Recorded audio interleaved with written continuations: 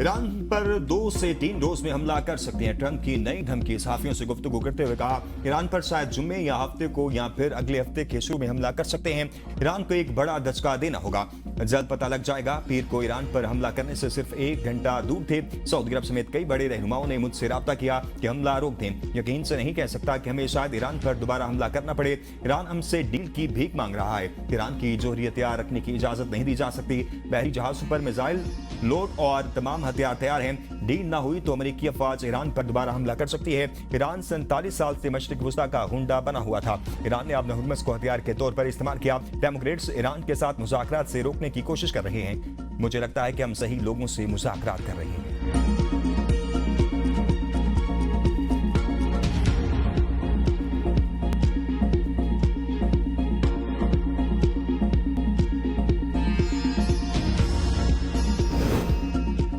Trump धमकियां ना दें, किसी भी फौजी जारियत का मुकाबला करने के लिए तैयार हैं। नायब ईरानी वज़ीर ख़ारजा कासिम गरीबाबादी का 2 टूक पैगाम। अमेरिका धमकी को अमन के मौके के तौर पर पेश कर रहा है। ईरान की मसालहती कौंसिल के रुकन मोहसिन रज़ाई ने एक्स पर सदर ट्रंप को तनकीद का निशाना बनाते हुए कहा, अमेरिकी सदर ने फौजी हमले की डेडलाइन मुकर्रर की और फिर खुद ही इसे मनसूख कर दिया। ये सब इस बेबुनियाद उम्मीद पर क्या कि ईरानी कौम और हुक्काम हथियार डाल देंगे। तर्जुमान ईरानी फौज ने खबरदार किया है कि दुश्मन ने नई जारियत की हिमाकत की तो ईरान नई महाज खोलेगा। ईरान को अपने हुर्मस पर मुकम्मल कंट्रोल हासिल है।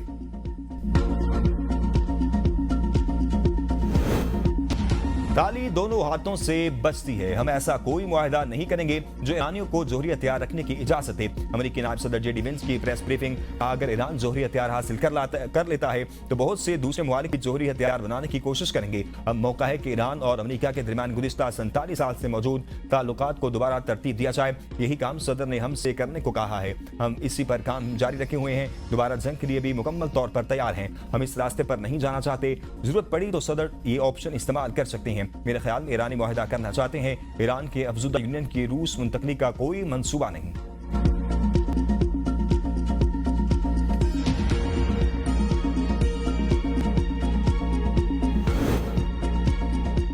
पाकिस्तान हर कीमत पर अपनी सालमियत का दिफा करेगा। दहशतगर्दी का नासूर हमेशा के लिए ख़त्म करके दम लेंगे। वज़ीर आज़म शहबाज शरीफ का स्टाफ कॉलेज क्वेटा में अफसरान और जवानों से खिताब। कहा, ऑपरेशन गज़ब लिल हक पूरी कुव्वत और अज़म के साथ जारी है। भारत जारियत के मुकाबले में पाकिस्तान के ज़िम्मेदाराना तर्ज अमल इख्तियार किया। मुखलिसाना मुज़ाकरात की पेशकश की। आलमी बरादरी ने हमारे असूली मौक़िफ़ को तस्लीम किया।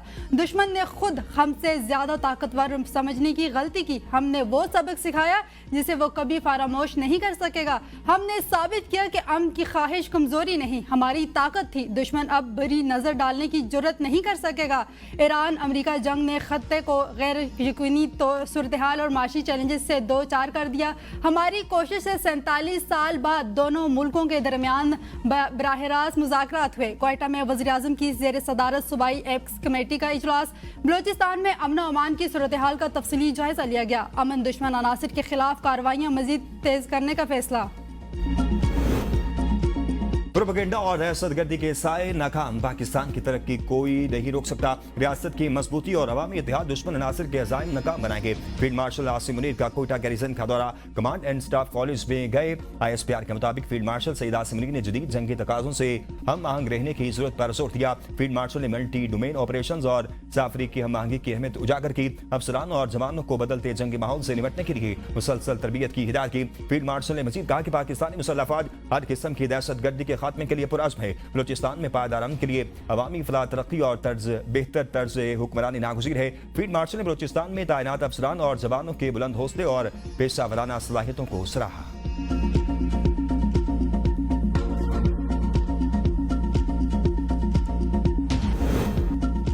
ईरानी सदर डॉक्टर मसूद पेज़ेश्कियान की ज़ेर सदारत इजलास जंग की हालात के दौरान शहरी खिदमात, मुतासरा इलाकों की तामीर नो और मुतासरा खानदानों की रिहाइश के इंतजामात का जायजा लिया गया। ईरानी सदर डॉक्टर मसूद पेज़ेश्कियान ने इसराइली और अमेरिकी बमबारी से मुतासरा इलाकों की जल्द बहाली की हिदायत करते हुए कहा कि कौमी इत्तेहाद के जरिए ईरान मौजूदा हालात से कामयाबी के साथ गुजर जाएगा। उन्होंने वसाइल के दुरुस्त इस्तेमाल, इसराफ से बचने और कम आमदनी वाले तबके के लिए हदफी इमदादी पॉलिसियों पर जोर दिया। टिकटॉकर सना यूसुफ कत्ल केस लाहिकीन को 11 माह और 17 दिन बाद इंसाफ मिल गया। कातिल उमर हयात को सजाए मौत सुना दी गई। मजमूई तौर पर 25 साल कैद और 24 लाख रुपए जुर्माना भी याद किया गया। इस्लामाबाद की मकामी अदालत में उमर हयात की कॉल्स और चैट के स्क्रीनशॉट पेश किए गए। मुद्दई के वकील ने मुलजिम को 2 बार सजाए मौत देने की इस्तदा की। मुलजिम के वकील ने कहा कि मुलजिम उमर हयात ने ट्रायल कोर्ट पर अदम एतमाद का इजहार किया था। 2 दरखास्तें इस्लामाबाद हाई कोर्ट में जेर इल्तवा हैं। जाती रंजिश के बायस मुलजिम को सजाए मौत देना ज्यादती होगी। पहले से सोच कर रखना है कि मुलजिम को सजाए मौत देनी ही देनी है, ये ज्यादती होगी। लिबरल सोसाइटी के डर से सना यूसुफ केस का फैसला नहीं करें। केस को खवातीन पर मबनी मुआशरती बहस की तरफ न ले जाएं। इस पर जज अफजल मजोका ने मुलजिम के वकील पर इजहार बरहमी करते हुए कहा कि अदालत को गुमराह न करें। केस में मजमूई तौर पर 50 से ज्यादा समातें हुई। प्रोसिक्यूशन की जानिब से 27 गवाहान अदालत में पेश हुए।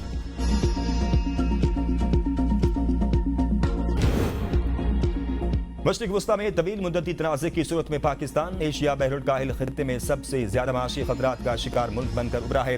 S&P ग्लोबल मार्केट इंटेलिजेंस की रिपोर्ट के मुताबिक कमजोर बैरूनी पोजीशन तवानाई के लिए दरामदात पर शदीद इन्हिसार और महदूद मालियाती वसाइल आने वाले सालों में पाकिस्तान को शदीद मैक्रो फाइनेंशियल दबाव का शिकार कर सकते हैं। पाकिस्तान तरसीलाती ज़र और तवानाई के लिए मशरिक वस्ता पर ज्यादा इन्हिसार करता है, जिसके बायस कशीदगी से पाकिस्तान को ज्यादा नुकसान होगा। रिपोर्ट में माली साल 2027 में पाकिस्तान की हकीकी GDP की नमू सुस्त होकर 3.2% रहने की पेशगोई की गई है।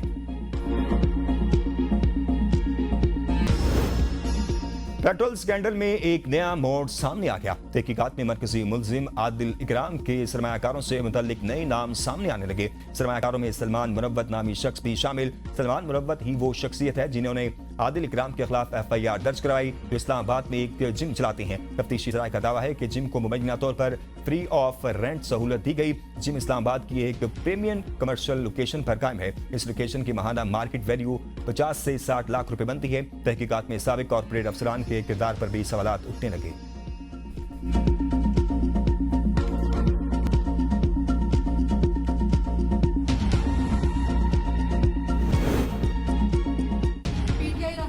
बानी PTI से फिर मुलाकात ना हो सकी। सुहेल आफरीदी ने कहा, हम पुरअमन तरीके से बानी PTI से मुलाकात के लिए आए हैं। मुलाकातें बुनियादी इंसानी हकूक का तकाजा है। बानी PTI की आंख का संजीदा मसला है। इन्हें अपनी मर्जी के हस्पताल में इलाज की सहूलियत दी जानी चाहिए। हमारा कोई गैर कानूनी या गैर आईनी मुतालबा नहीं, सिर्फ बुनियादी इंसानी हकूक की बात कर रहे हैं। बैरिस्टर गौहर ने कहा, जिस तरह बानी PTI से मुलाकातों को रोका जा रहा है, इंतहाई गैर इंसानी सलूक है। इस तरह के गैर इंसानी सलूक के नुकसानात होते हैं। ऐसी कौन सी चीजें हायल हैं जिनकी वजह से मुलाकातें नहीं हो रही?